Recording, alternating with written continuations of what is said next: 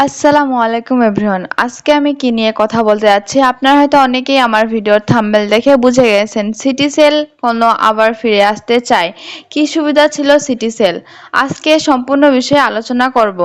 আজকের এই ভিডিওটি শুরু করার আগে আপনার কাছে ছোট্ট একটি রিকোয়েস্ট, আপনি যদি আমার চ্যানেলে নতুন হয়ে থাকেন চ্যানেলটি সাবস্ক্রাইব করে রাখুন নতুন ভিডিও পাওয়ার জন্য। তো বন্ধুরা, কথা না বাড়িয়ে ভিডিওটি শুরু করি।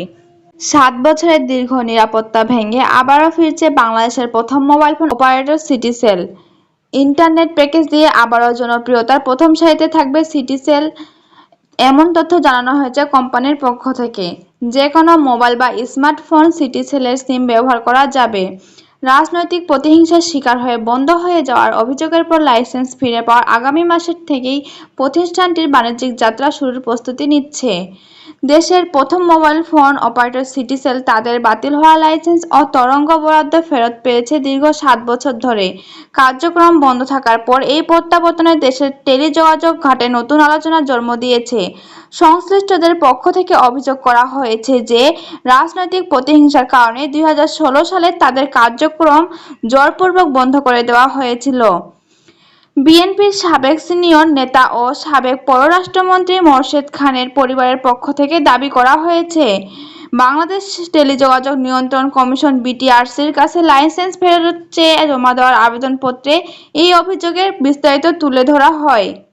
কোম্পানির পক্ষ থেকে আদালতের নির্দেশ অনুযায়ী নির্ধারিত সময়ে বকেয়া পরিশোধের উদ্যোগ নেওয়া হলেও মালিকানা ভিন্নমতের রাজনৈতিক ব্যক্তির অংশ থাকার অজুহাতে বিটিআরসির ক্ষমতার অপব্যবহার করে দেয় তরঙ্গ। এতে প্রতিষ্ঠানটির বিরুদ্ধে স্পষ্ট বৈষম্যমূলক ব্যবস্থা নেওয়া হয়েছে এবং কোম্পানির জমা দেওয়ার তথ্য ও প্রমাণগুলি বিবেচনা করা হয়নি বলে অভিযোগ করা হয়। সংশ্লিষ্ট জানা গেছে, আওয়ামী লীগ সরকার সিটি ফেলে পরিষেবা জোরপূর্বক বন্ধ করে দেয়। এর পেছনে তৎকালীন টেলিযোগাযোগ প্রতিমন্ত্রী তারানা হালিম বিশেষ ভূমিকা রেখেছিলেন বলেও অভিযোগ রয়েছে। হঠাৎ কোম্পানির নেটওয়ার্ক সুইচ অফ করে দেওয়ায় বহুমাত্রিক ক্ষতি হয়েছে। রাতারাতি ১,০০০-এরও বেশি কর্মচারী বেকার হয়ে পড়েন। এছাড়া কর্মচারীর অংশীদার, বিক্রেতা সহ প্রায় ২ লাখ মানুষ আর্থিক ক্ষতির মুখে পড়েন দাবি করা হয়েছে। কার্যক্রম বন্ধ করার কারণ হিসেবে বিটিআরসি প্রাথমিকভাবে বিশাল অঙ্কের বকেয়ার কথা জানিয়েছিল। বিডিআর তখন বলেছিল ৪৭৭ কোটি সেলের কার্যক্রম বন্ধ করে দেওয়া হয়েছিল। রাজস্ব ভাগাভাগি, বার্ষিক তরঙ্গ ফি, সামাজিক সুরক্ষা তহবিল, বার্ষিক লাইসেন্স স্কিম, মূল্য সংযোজন এবং বিলম্ব বাবদ বিপুল পরিমাণ অর্থ বকেয়া থাকার কথা বলা হয়।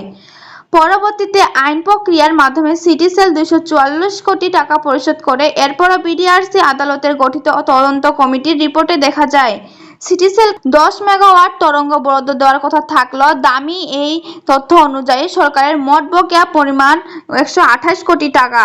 সরকারের প্রাপ্য রাজস্ব পরিশোধ না করে কার্যক্রম চালিয়ে যাওয়ার লাইসেন্সের সত্ত্বের পরিবর্তে এবং আইন লঙ্ঘন কারণ দেখিয়ে বিটিআরসির মাধ্যমে গ্রাহক সংশ্লিষ্ট সবাইকে বিকল্প ব্যবস্থা বা সেবা নেওয়ার জন্য ২০১৬ সালের ১৬ আগস্ট পর্যন্ত সময় দিয়েছিল। ওই বছরের ২০ অক্টোবর কোম্পানির কার্যক্রম পুরোপুরি বন্ধ করে দেয় হেড অফ ক্ষমতার অপব্যবহার করে regular of Nishat Ali Khan. Network বন্ধ করা হয়েছিল, তারা নিজেরাই হঠাৎ কোম্পানিতে এসে সুইচ অফ করে দিয়ে যায়। আমরা লাইসেন্সের জন্য বিটিআরসিতে আবেদন করেছিলাম এবং লাইসেন্স ফিরে পাওয়ায় আমরা খুবই আশাবাদী।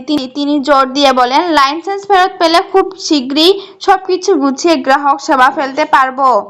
তিনি আরও জানান, পূর্বে সিটিসেলের বিডিআরসি প্রযুক্তি ব্যবহার করলেও বর্তমানে জিএস, 4G এবং 5G প্রযুক্তি জনপ্রিয় হওয়ায় এবং সিডিএমএ প্রায় বিলুপ্ত হয়ে যাওয়ায় তারা আধুনিক প্রযুক্তি ব্যবহার করবেন এবং 5G নিয়ে ফিরবেন। স্বল্প লাভের গ্রাহক সেবা নিশ্চিতে সর্বোচ্চ চেষ্টা থাকবে বলেও তিনি প্রতিষ্ঠা করেন। সমস্ত সূত্রগুলো বলেছে, আইনি প্রক্রিয়া এবং প্রয়োজনীয় কার্যক্রম শেষে সবকিছু ঠিকঠাক আগামী মাসের মধ্যেই বাণিজ্যিকভাবে ব্যবহার শুরু করবে সিটিসেল। 5G প্রযুক্তি নিয়ে যাত্রা শুরু করবেন। এই যাত্রার খবর দেশের টেলিযোগাযোগ বাজারে নতুন প্রতিযোগিতা তৈরি হওয়ার সম্ভাবনা দেখেছেন। সংশ্লিষ্টরা সিটিসেল ফেরার খবরে নেটিজেনদের মধ্যে ব্যাপক উচ্ছ্বাস দেখা দিয়েছে। অনেকে সামাজিক যোগাযোগের মাধ্যমে সিটিসেল পুরনো 011 কোড সংখ্যাটি এবং তাদের সাশ্রয়ী কল রেটের স্মৃতিচারণ করেছেন। তবে বাংলাদেশ মুঠোফোন গ্রাহক অ্যাসোসিয়েশনের সভাপতি মহিউদ্দিন আহমেদ মনে করেছেন, মোকাবেলা করেই আসতে হবে। তিনি বলেন, তাদের কোনো অবকাঠামোগত প্রস্তুতি নেই। শুধুমাত্র লাইসেন্স ফেরত পাওয়ার জন্য আবেদন করেছিল।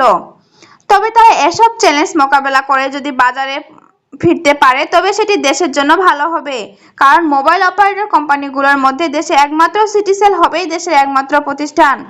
আমরা চাই প্রতিযোগিতামূলক অবস্থান তৈরি হবে। উল্লেখযোগ্য 1989 সালে সিটিসেল মোবাইল ফোন প্রবর্তনের জন্য তরঙ্গ দৈর্ঘ্য বরাদ্দ লাভ করেন। 1993 সালে এটি Pacific Bangladesh telecom limited branding শুরু করে এবং দেশের মানুষকে প্রথম মোবাইল ফোন সেবা দিয়ে প্রযুক্তিগতভাবে একটি নতুন যুগের সূচনা হয়েছিল। 2010 সালে কোম্পানিটি প্রায় 30 লাখ গ্রাহক বন্ধ হওয়ার আগে 2016 সালে তা 5,59,000 নামে আসে। সর্বশেষ 2023 সালে লাইসেন্স চূড়ান্তভাবে বাতিল করা হয়েছিল। 2016 সালে তা 5,59,000 নামে আসে। 2023 সালে লাইসেন্স চূড়ান্তভাবে বাতিল করা হয়েছিল। লাইসেন্স ফিরে পাওয়ায় এটি এখন দেশের টেলিযোগাযোগ খাতে নতুন সম্ভাবনা নিয়ে ফিরতে যাচ্ছে। সিটিসেল ফেরায় আপনার কি অনুভূতি আমাদের কমেন্ট করে জানিয়ে দিন। ধন্যবাদ।